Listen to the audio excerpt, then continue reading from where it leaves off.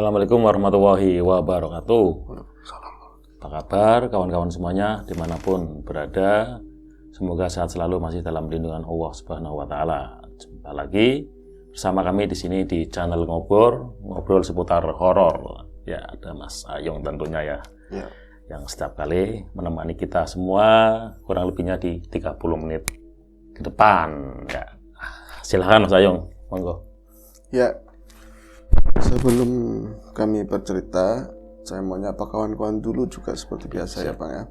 Assalamualaikum warahmatullahi wabarakatuh. Waalaikumsalam warahmatullahi Bismillahirrahmanirrahim. Apa kabar kawan-kawan ngobor semua? Semoga semua dalam keadaan baik, sehat dan selalu bahagia tentunya kapanpun dan dimanapun saatnya.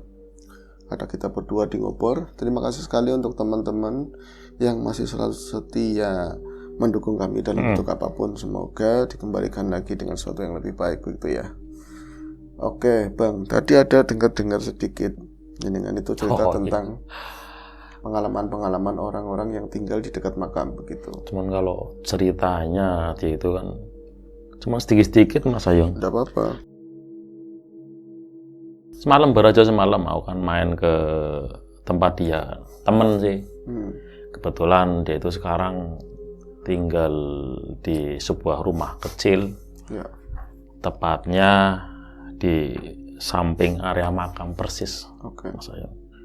Dulunya dia itu seorang yang lumayan sukses lah. Kalau suksesnya orang sini kan. Iya, sebentar. Lumayan sukses ya. Iya. Terus saja. Kalau suksesnya orang sini kan dinilai dari finansial Mas Ayung, dari hartanya, dari kepemilikannya kan, dari Materi ya. Terus materi semuanya ya, dari posisi rumahnya dan lain-lain. Nah, karena suatu hal ya yang namanya nasib Mas Ayung ya, suatu hal yang akhirnya dia sendiri secara perekonomian itu jatuh. Iya, itu jatuh bahkan sangat drastis lah seperti itu kan di pekerjaannya.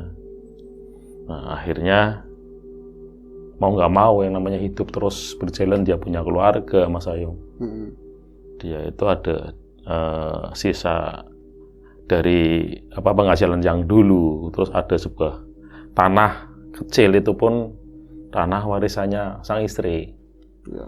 Itu areanya di dekat sebuah area pemakaman di situ. Ya. Dan sekarang dia itu kenapa dia bercerita itu kan. Semalam ketemu dia itu pas kebetulan buka warung di situ depan rumahnya Mas Ayung. Okay. Ini samping depan rumahnya itu warung tongkrongan kopi. Warung kopi, Sebut saja ini namanya Mas Cuki lah. Iya, dia itu kan hanya orang cerita, loh Mas Cuki ini singkat cerita aja ya Mas Ayung ya. Tinggal di sini itu nggak pernah dengar macam-macam atau lihat macam-macam gitu kan. Sempat cerita juga Mas Ayung, dari awal-awal dia itu mau bangun rumah di sini, mulai dari istilahnya kalau mau bikin pondasi ya. ngeduk tanah itu kan, menemukan benda-benda mungkin di area pemakaman situ, mungkin sampai di luarnya itu pernah ada sebuah makam tanpa nama mungkin kan. Iya. Yang akhirnya pas pernah ngeduk situ ada tulang belulang manusia yang dikuburkan dari secara layak di area situ ya.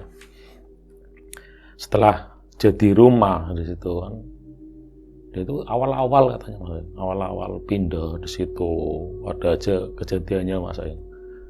Pertama pas lagi pindahan itu kan dilihat kayak benda-benda bergerak sendiri gitu. Oh, di dalam rumah. Dalam rumah gitu.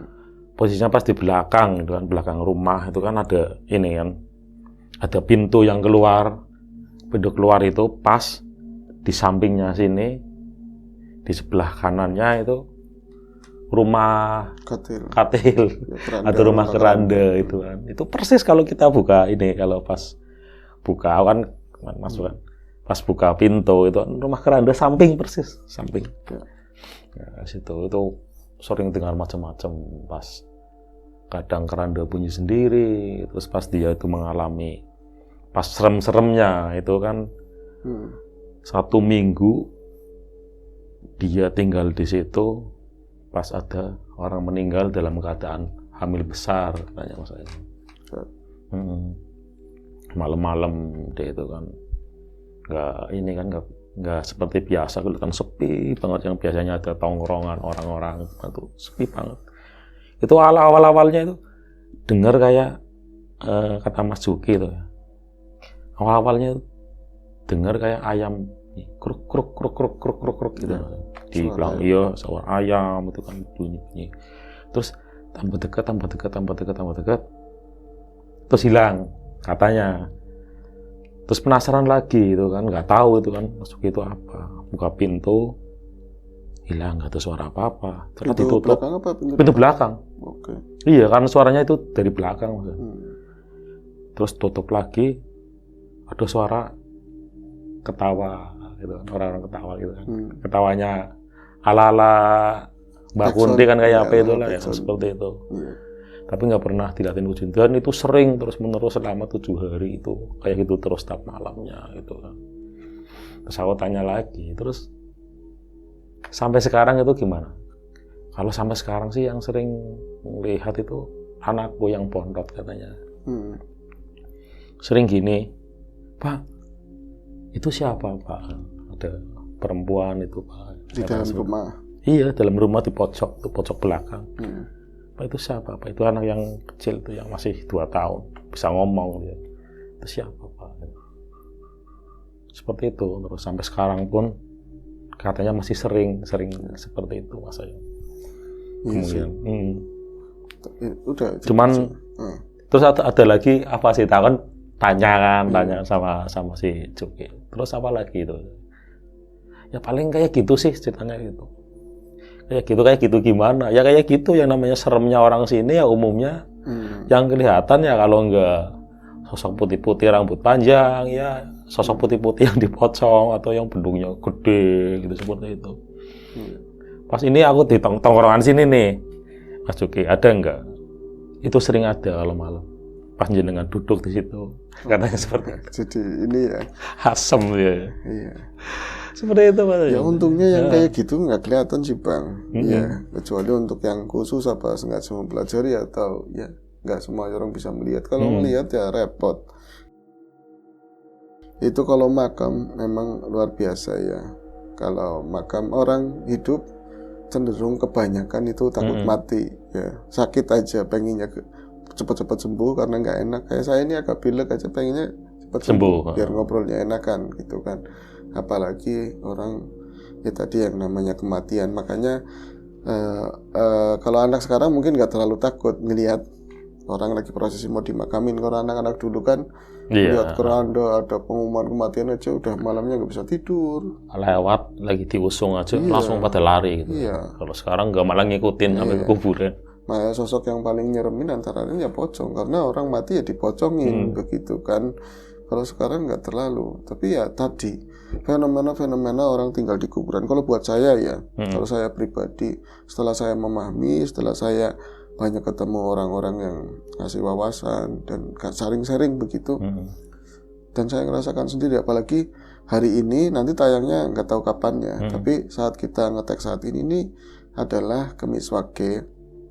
Nanti sore itu mau Jumat Kliwon. Ketemu habis asar kan udah masuk Jumat Kliwon. Ya lewat situ kita nyekar, seger. Kita nyekar ke makam orang tua ya, ke saudara-saudara yang sudah meninggal kirim doa. Itu kalau menurut saya dan beberapa teman-teman yang memang ya tahu ya, itu di makam itu justru paling adem. Di situ paling nyaman di makam. Kenapa tidak? Karena itu adalah tempatnya doa-doa, banyak kiriman doa-doa yang menuju si ahli kubur. Di situ pun paling nyaman. Tapi ya di sisi lain memang bangsa-bangsa seperti itu menggoda kita ya bisa aja karena memang supaya menimbulkan momok, menimbulkan segala macam kayak gitu kan. Ada cerita-cerita yang terkait kayak ceritanya temennya Bang Ogan. Antara lain baru kemarin banget saya juga ketemu sama seorang kawan, adanya di daerah Diwerna, ya dekat-dekat sini itu, di komplek pemakaman yang cukup ramai dekat jalan. Saat itu dia itu ada kerja malam ya, ada kerja malam, kerjanya kan di besi. jadi ngepon, nyetak-nyetakin Oh mesin iya, otomi. umumnya orang sini itu ya. Iya. Tempat ini ya. Ya dia kontrol ke tempat saya sana karena waktu itu sini kecelakaan kena hajar itu mesin pon. 50 Putus ton. maksudnya. Putus cuman bisa diakal-akalin. Nah cuman lagi recovery, lagi penyembuhan.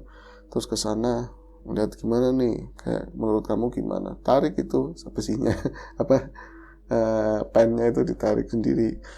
Nggak apa-apa, udah kosong. Akhirnya ini rada mengempis. Terus dia cerita, kemarin saya udah ngalamin begini, ada kejadian aneh. Saya kerja tetap ya bagaimanapun. Kalau tangan kanan belum saya buat pusing buat kerja, masih ada tangan kiri. Saya ada tanggung jawab buat nafkah, buat keluarga. Saya tetap harus kerja. Dan malam kemarin saya harus ngelembur. Iya, bosnya kawan sendiri, dia juga orang baik. Kemudian sebut saja namanya Imam ya.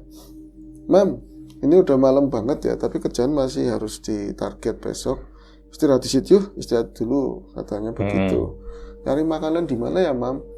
Kamu mau tak suruh beli nasi goreng di depan di jalan satu, gak bisa bawa motor, tangannya begitu. Yang lain juga lah, cari deket-deket aja Imam sambil jalan-jalan, kata bosnya begitu. Akhirnya jalanlah keluar dari gudang tadi ya, buat kerja. Itu jalan ngalor, Mas Ayung, jalan ngalor, nyari apa aja lah, yang penting ada makanan bisa buat ganjel perut. Targetnya sih antara lain nasi goreng. Ternyata ada mie ayam yang dorong-dorong itu, yang bukan mangkal gitu, pas ada di daerah dekat kami. Nah, lokasinya itu memang dekat pertigaan. Ada beberapa orang yang lagi pesen, lagi dibuatkan mie ayam. Rupa-rupanya mereka juga bukan tinggalnya di situ, tapi soalnya ada kendaraan bermotor kan, ada motor di sana terparkir. Itu lokasinya di dekat pertigaan, di seberangnya itu pemakaman, seberang persis pemakaman, dan ada tembok sebatas paha begitu ya, nggak terlalu tinggi, warna putih. Nah, kalau di tempat kita makan mie nanti itu yang jadi kita kontras banget ngeliat ke depan, pemandangannya ya Kamboja, ada makam baru, ada tadi ya rumah keranda. Kelihatan itu. Saya sama bos akhirnya duduk, itu ada di tempat duduk yang dari plastik itu Bang, dicopot-copotin. Monggo silakan gitu kan, kata yang punya mie. Sebentar Mas, tak layan ini dulu. Ya begitu kan. Setelah itu pedas apa enggak gitu kan. Sedang-sedang aja, bos minta yang pedas biar melek gitu kan. Saya duduk di sana, ya mau ngadep kemana? Ngadepnya ke makam. Tapi itu kan daerah terang. Bahkan di makamnya pun sekarang kan, makam-makam sekarang banyak di ada listriknya, ada gitu penerangan, kan. lebih tenang. Jadi sejauh mata memandang ke sana pun, dari sudut manapun saya bisa melihat mana kuburan yang nampak baru, yang kuburan lama, ada apa aja kelihatan semua. Nah, catatannya teman saya ini memang nggak selalu, tapi kadang-kadang bisa melihat hal-hal gaib, Pak.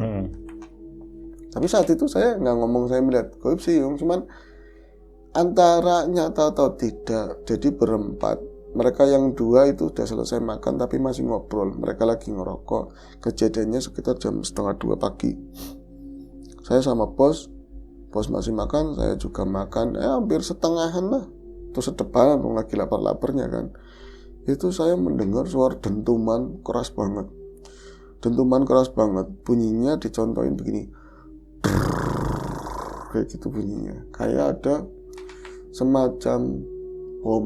Iya, ada gembanya itu. Ada gembanya itu, tapi kalau itu kan dur gitu kan, itu enggak, semacam kayak di tanah, dan arahnya itu di makam.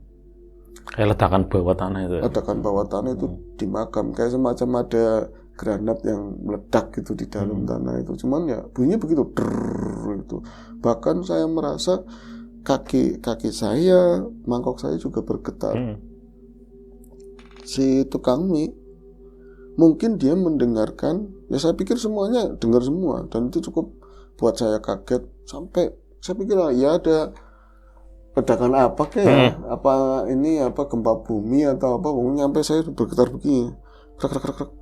Itu yang lagi ngitung atau bersihin ini mejanya dia, gerobaknya dia itu, nyampe nengok ke arah saya. Saya nengok ke arah saya seakan-akan dia memastikan, aku dengar begini loh mas. Saya juga nengok ke arahnya beliau yang tukang dagang mie, itu masih muda juga sepantaran saya. Terus saya nggak bisa nggak ngomong, saya nungguin bos saya ngomong, ya apa, mam, ini tadi kamu dengar suara der gitu apa enggak? Tapi bos saya nggak ngomong, itu yang berdua itu juga asik nggak ngomong. Akhirnya, oh mereka apa nggak dengar ya, saya salah dengar. Terus tukang mie-nya ketika beres-beres, yang berdua itu udah pergi, dia beres-beres, anu ya mas, wis bengi, saya juga mau pulang, ngapunten ini ya. Kalau mau ngobrol-ngobrol, saya sekalian beres-beres, nggak apa-apa. Oh iya mas, tadi sampean dengar suara ledakan mas. Tukang mie-nya begitu. Bos saya ngomong, ledakan apa? Dari tadi nggak ada apa-apa katanya. Ya lah orang Tegal, ledakan apa? Lo kalau ledakan kayak gitu kan, nggak ada ledakan. Iya saya dengar. Yang bener mam, ledakan apa? Kata bos saya begitu. Enggak bos, mas sampean aja yang cerita. Itu ya. Bos, ikut manggil-manggil bos ke bos saya. Tadi itu ada suara, saya dengar suara kayak itu ya mas ya. Suara meriam atau apa yang meledak tapi di dalam tanah. Saya itu kakinya kerasa. Saya bergetar katanya. Sampai ini ya mas? Iya sampai ini piringnya aja kerasa. Bos saya pleng. Ngarang boy katanya, ngarang aja nggak ada suara apapun. Loh bos, jenengan nggak dengar? Kayak cuman geleng-geleng, tapi aku yakin bos serius. Dia itu senang yang kayak gitu, yang goib-goib lah, kalau cerita-cerita yang mistik-mistik senang. Tapi itu nggak merasakan. Jadi saya tadi ngerasa dengar itu mas tukang mie kan ngomong sama tukang mie. Iya mas, arahnya dari kuburan, tapi rada sudut sebelah sana. Iya ya. Anu mas, biasanya panana wong mati katanya begitu. Pertanda itu. Biasanya mau ada orang meninggal. Oh ngarang kata bos begitu kan. Akhirnya ya udah kita bayar. Saya mulai agak merinding kan, karena pemandangannya nggak enak, makam semua begitu. Sekali lagi ya kayak tadi di awal, orang mati menyeramkan kan. Akhirnya saya ngelanjutin pekerjaan sampai jam 3 kelar, saya pulang. Dan karena memang kerja sampai pagi kan, pagi-pagi saya nggak keluar rumah. Setelah sekitar jam 10-an saya bangun. Saya itu mau ke tempat teman, mau tukeran burung merpati. Saya bawa burung merpati, pakai tomplok gitu ya. Terus ya lewat di daerah itu. Rumahnya kan tadinya agak jauh kan, tapi harus lewat di daerah itu, masuklah ke dalam gang. Lah ketemu sama, itu kan masih satu desa ya, kawan-kawan Madrasah dulu, kawan SD-nya dulu. Itu pada pakaian rapi-rapi banget. Jadi pakai kopiah, pakai kemeja gitu kan, rapi. Loh, bisa ngapain, dari mana gitu kok rombongan? Emang kamu nggak dengar katanya?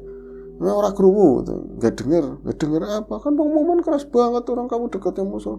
Nggak tahu, saya tidur katanya salah satu ustadz sana itu meninggal. Astagfirullahaladzim, innalillahi wa inna ilaihi raji'un. Siapa? Ya sebut saja Ustadz Hasan gitu. Ustadz Hasan itu kan masih muda. Ya namanya itu mam, namanya umur nggak muda, nggak maksud itu orang baik, ya Allah itu orang baik banget. Itu ya saya bilang banyak ustadz, tapi yang masih megangin bener-bener itu yang masih bersih itu Ustadz Hasan, kata si imam kan. Iya kami juga sedih, itu pelayat banyak banget. Kamu kalau mau nengok ke sana, tapi udah dimakamin kayak gitu. Terus ada beberapa yang belum sempat ke sana. Akhirnya dititipinlah si ini ya, merpati itu ke teman lagi yang di gang itu, dan ikut sama pelayat yang lain. Dan kalau rumahnya itu dekat sama pemakaman itu, ya nggak ke makam, tapi dari lokasi pemakaman tersebut tadi teng si imam, ya Allah itu suara ledakan semalam itu emang di situ. Dan malam itu saya nggak ingat kalau misalnya ada itu dekatnya Ustadz Hasan. Lagi pula Ustadz Hasan nggak sakit, jadi meninggal gitu aja begitu ya. Itu di situ persis. Dan saya mas nggak tahu ini pendapat ya dari orang-orang yang saya kan akhirnya ngobrol, tapi nggak semata kalau kayak gitu tak obrolin depan umum kayak banyak orang nanti dikira sosok gimana ya. Saya ngobrol sama orang tua sama keluarga. Kenapa ya mak kalau misalnya ada orang meninggal itu tanah pemakaman itu bunyi kayak gitu loh. Apa itu biar amoh, apa pertanda? Itu kata mas saya, ini mas bilangnya gini, itu nggak semua tanah makam itu bunyi.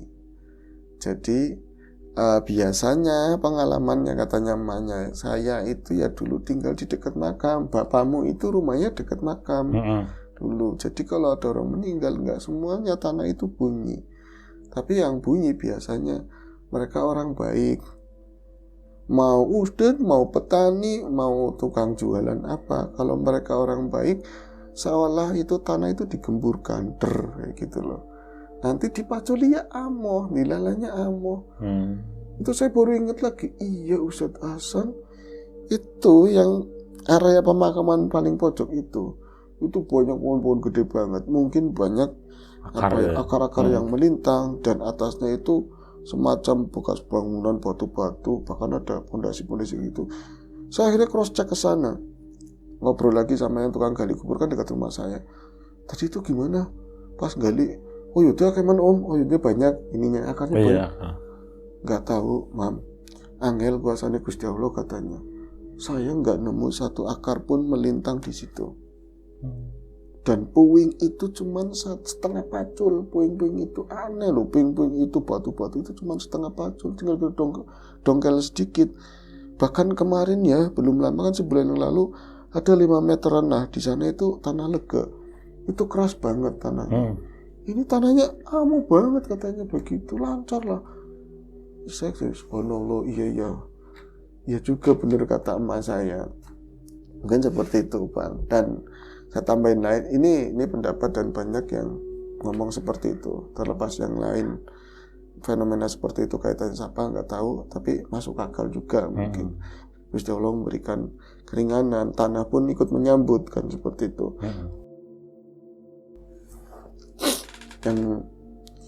Yang keduanya ini cerita dari saya sendiri, dari keluarga.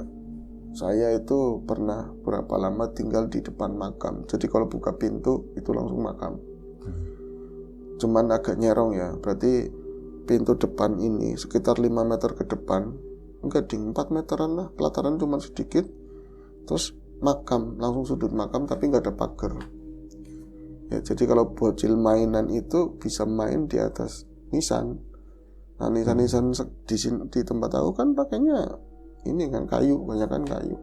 Tapi itu bukan pemakaman umum yang besar, itu di dekat masjid. Itu lebih ke apa sih, pemakaman punya keluarga? Pemakaman keluarga, tapi keluarga Bani itu kan gede. Iya. Dan orang-orang situ biasanya satu Bani ya sama aja ketemunya. Iya. Turun temurunnya pokoknya di situ. Suatu ketika saya tinggal di sana ya, terus keluarga juga bilang begini. Waktu itu saya ngontrak di sana terus bilang begini, lah kayak gitu kata mak saya, wong nyari tempat kok di depannya kuburan kayak gini, mana nggak ada tempat lain apa gimana? Kalau nggak ada buat bayar ya saya ada pegangan. Bukan begitu mak, sengaja saya bilang, sengaja depan kuburan begini kok sengaja. Mana kalau ngelihat kaca yang sebelah kiri langsung rumah katil, tahuan rumah tadi keranda. Iya sengaja, jadi kita buka pintu langsung ingat mati, jenengan ingat mati. Jadi orang bisa gagahan, nggak bisa pendendang. Nyatanya kita bakalan kayak gitu. Lah akan ngomong teman itu bener-bener dari hati nurani apa memang itu alibi karena the power of kepepet adanya di situ. The power of kepepet terus terang adanya di situ dan yang memungkinkan di situ. Saya bukan sebaik itu Bang. Kalau saya cuek, ada yang enak yang mending lebih yang nyaman betul, gitu ya. Kalau saya cuek, bodoh amat tentang kayak gitu. Tapi kan keluarga saya enggak. Kalau kita cuek dan yakin semua baik-baik aja menurut diri sendiri, tapi menurut yang lain enggak, bener jadi salah ya. Harus ada bijaksana kan begitu. Itu kebijaksananya memang nggak ada. Pasnya begitu. Nah, adanya itu. Iya, satu malam itu saya baru pulang strike Bang. Nah, saya mancing waktu itu diajak teman, letih, dan di sana aja udah banyak kejadian yang nggak enak ketika ditarik pancing, tapi senar itu turun ke bawah, terus nggak mau naik sama sekali. Malam-malam itu sekitar jam 11-an, di situ tempat mancing angker. Katanya ada untuk kepala lah, untuk macam-macam. Wis bodoh amat, yang namanya tempat paling serem itu ya di situ paling banyak ikannya. Tapi itu aneh, ditarik terus, kita nggak bisa nahan, tapi kita juga nggak bisa, saya juga nggak bisa naikin ini kan. Jadi kalau dari uluran senar, ini bukan di laut, bukan juga di sungai yang lebar, tapi anakan-anakan sungai yang dekat-dekat Balongan. Tegak lurus miring 45 derajat. Itu harusnya ke sana itu mentok sama bantaran, tapi terus aja begitu arahnya. Beratnya luar biasa, tapi nggak ketarik ikannya atau apa, kayak semacam apa. Ini aneh. Akhirnya karena ini mau habis dan udah ngerasa nggak jelas kan, rokok main, sulut pakai rokok. Udah lepas gitu. Dan ada peringatan kalau misalnya sesuatu yang mau munculkan, misalnya penghuni situ atau apa, tetap mereka juga ada peringatan. Ada sesuatu yang aneh, itu ada suara kayak burung gagak, gagok bunyi. Terus ada sesuatu yang nyemplung semacam ini bunganya bakau. Celum, tapi bunyinya kayak gitu, kayak ada dentuman yang echo gitu. Celum, kikik. Ada suara kayak gitu. Terus temen langsung inisiatif, yuk pulang yuk, gak beres katanya kayak gitu. Gak beres. Aku bilang kalau ditakut-takutin biasanya narik gede. Tadi aja udah ditarik begitu, mau mancing pakai apa? Saya masa mancing sendirian situ nonton. Ya wis pulang, akhirnya kita pulang. Sampai rumah saya menghabiskan kopi sisaan yang ada di termos kecil. Orang tua semua pada tidur. Kemudian saya itu duduk di ruang tamu. Ruang gesal, bilik gesal. Saya duduk di ruang tamu. Ada balai-balai kayu yang panjang itu. Nah, di depan kuburan mungkin ya, kalau nggak ada pintu, nggak ada tembok, ya di depan saya berarti kuburan sekitar 7 meteran. Saya dengar suara pertama ya, suara cuman krik kayak gitu, krik kayak semacam besi atau benda logam yang ditarik di lantai keramik begitu, deritan, krik kayak gitu. Cuman agak lama bang, krik terus mandek, terus bunyi lagi krik kayak gitu. Nah ini suara apa ya? Saya ngerokok lebih dalam lagi kan, nyedotnya, ngopi apa maning gitu kan. Saya udah ada mau sebulan tinggal di sini, jangan macam-macam dalam hati kan. Capek nggak dapat ikan, kail ke bawah, untung jorannya enggak kan. Akhirnya senyap. Kemudian bunyi lagi derinyitan, seolah-olah derinyit yang tadi itu, deritan tadi besi yang ditarik ke arah depan terus dibalikin lagi ke arah yang sama. Rasanya seperti itulah, mendekat suaranya. Dan kalau saya angen-angen di pikiran, itu pojokan sana itu nggak lain kan, bukan pasti itu adalah keranda. Yang besi kemungkinan ada di situ keranda, karena bangunan itu masih itu gede ya, nggak mungkin lah ada seperti itu. Nah, iseng-iseng berhadiah wis, aku akhirnya bangun karena memang setelah itu ada bunyi-bunyian yang lain, kletak, kletak, kletak, tapi itu besi yang beradu, tak, tak, tak, tapi kayak semacam besi-besi yang plat-platnya itu yang kecil.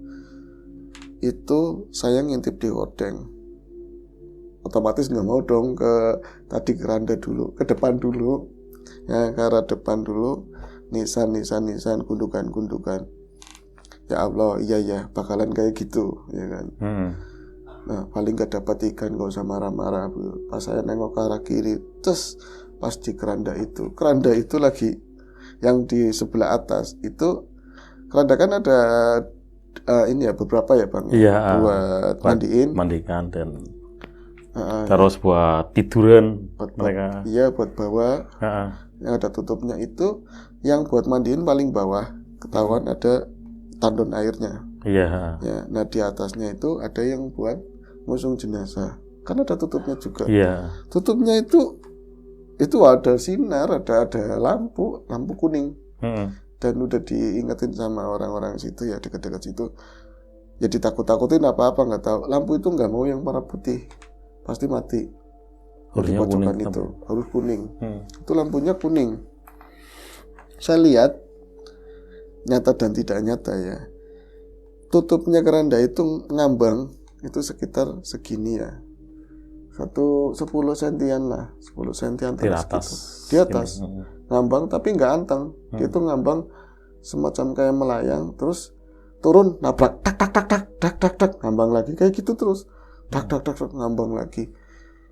Itu nengok begini aja lama, saya ngeliat lama. Nah, orang rumah kan emang di tengah malam begitu, terus nggak ada suara apapun. Suara logam begitu kan keras. Nah, mungkin mak lagi mau buang air atau ngelilir itu dengar suara begituan. Nah, saya dari langkahnya nyokap kan, orang tua kan saya tahu kan. Saya jangan sampai dia ketakutan. Saya balik lagi ke arah duduk saya.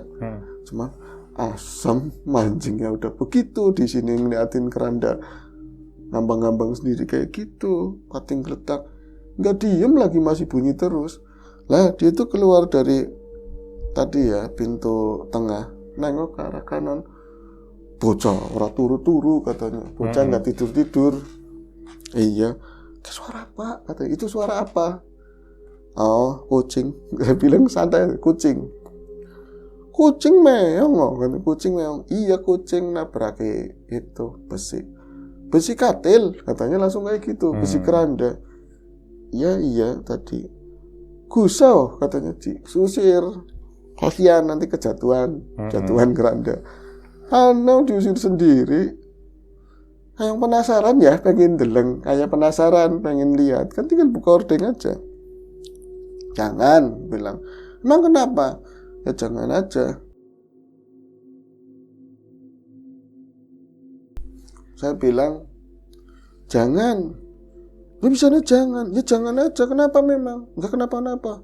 Ya rame nemen penting geladak kayak gitu. Itu bukan saya aja yang dengar, tapi orang tua juga dengar. Dan sesaat kemudian dia jalannya agak susah gitu ya. Nyampe ke hordeng, jangan, Mas, saya bilang jangan nanti situ kaget. Alah, saat buka aja, ya Allah, tadi kok kayak gitu. Dia tuh ngelihat benar-benar apa yang saya lihat. Jadi kayak gitu, krak kayak gitu. Tapi setelah saya itu ngelihat langsung turun, nggak bunyi lagi, minder karena kelas kali atau apa ya. Nah itu ya bercandanya begitu bang. Saya yang tadinya nggak takut, nggak ngeri, pas ada temennya malah jadi kayak kena pengaruh. Apa ya? Jin apa ya sing dolanan itu, apa malaikat apa pada kayak gitu lah, tinggal tidur sana lah. Takut katanya. Ya udah tidur di situ di ruang tengah, saya masih melek di sini, ya bilang begitu kan. Setelah itu tidur, saya juga terkantuk-kantuk tidur di ruang tamu itu tadi. Dan paginya saya dibangunin sama orang tua, habis subuh itu pengumuman ada orang meninggal. Ya kan bener aku, katanya. Dia nggak ngomong apa-apa tapi ngomongnya ya kan benernya aku, kalau itu ada yang mainin keranda itu mau ada sewa, Mas, katanya begitu. Mau ada sewa, mau ada bawa seseorang. Semalam mungkin transaksi. Ya mungkin. Jadi gimana nih gitu ya. Nah itu kan pernah ada viral juga masalah lapor gitu kan. Lapor ya, yang keranda terbang jalan sendiri. Itu beda jelas. Itu kalau misalnya ada beberapa yang review tentang kayak gitu, dari sisi kami yang kami lihat itu nggak ecek-ecek bang. Asli sosoknya gede banget kalau yang itu, maksudnya powernya bukan ecek-ecek. Ya itu aja sih. Nanti mungkin di cerita yang lain tentang itu. Memang kalau ini ya Mas Ayung ya, di setiap tempat lah ada macam-macam cerita. Ini ya hanya cerita itu kan. Ada yang kalau besoknya mau meninggal, ada bunyi suara burung apa ya? Bukan burung langsung cat itu. Bence apa namanya itu. Ya. Terus kalau gagak sekarang kayaknya jarang lah. Terus ada suara kayak apa? Burung tikpir apa ya? Maksudnya? Ya, tadarsi. itu namanya apa sih? Kadarsi. Dik-dik-dir gitu sih. Oh iya, bisa, itu kan bisa. ada itu. Dan banyak lagi cerita-cerita seperti itu. Ada yang kurando bunyi, ada yang kalau kuburan bunyi dem itu di setiap tempat aku dengar ceritanya ada seperti itu. Saya dulu di kecil Itu ada cerita ada kayak gitu, ada keranda gemeletak, tapi segede itu baru melihat Baru semata-mata. emang benar-benar nyata ya seperti itu. Iya, memang nyata. Iya sih, ya emang Itu aja seperti berbagi pengalaman aja wis. Yang seperti- jelas tadi ya Bang, kita ngomongin keranda, ngomongin kematiannya, kita hidup bakalan mati. Mm-mm. Nah, sekarang juga banyak saudara-saudara kita di sana ya Bang ya. Kita paling enggak berdoa sumbangsi seadanya begitu ya untuk saudara-saudara di Palestina. Semoga ini cepat selesai. Yalah, kita Lintasan. intinya sesama manusia gitu ya Mas. Betul, betul. Jadi ya kalau melihat hal seperti itu, kalau nggak menurut aku sih, kalau kita nggak bisa membantu atau bisa sumbangsi secara material paling nggak kita di sini berdoa untuk mereka ya Mas. Iya, iya. Semoga mereka semua baik-baik saja. Iya. Oke. Itu Ya. aja terjadi Bang. Itu saja ya. Tuh, itu ada 30 menit lebih. Iya. Ya, itu aja obrolan kita kali ini. Semoga menghibur kita semua dan tentunya ada sebuah hikmah di balik sebuah cerita. Itu saja. Dan sampai jumpa di ngobrol selanjutnya, mungkin masih sama saya atau sama Mas Hiram Biru. Itu saja dan kami akhiri. Wassalamualaikum warahmatullahi wabarakatuh.